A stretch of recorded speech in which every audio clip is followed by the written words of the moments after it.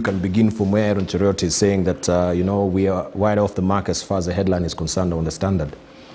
I wouldn't be so categorical myself for now. Yes. Because this fuel crisis is a real crisis. And what I would really like to get are proper answers. There does not appear to be clear and consistent answers to this crisis. On the one hand, you hear I was watching the PS last night explaining that there's no crisis, we have a lot of fuel. But on the other hand, there's actually no fuel. Mm-hmm. I just came from my constituency yesterday, and on the roads there were chaotic scenes.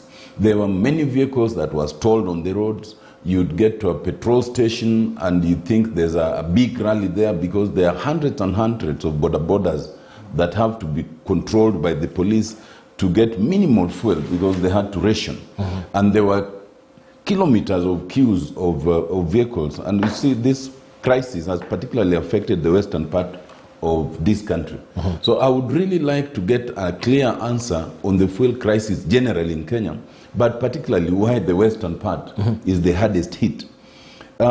Clearly, it signifies a failure of planning. Yes.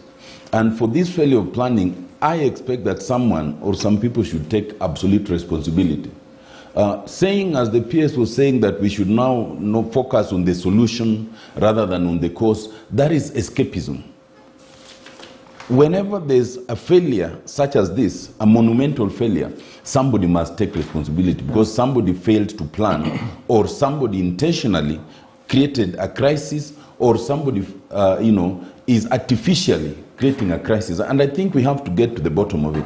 If it's a question of the oil marketing companies sabotaging our economy, then it must be addressed. What is it that can be done to stem that? Because if the oil marketing companies can create such a crisis, clearly they can bring this country to its knees. Yeah. You can imagine if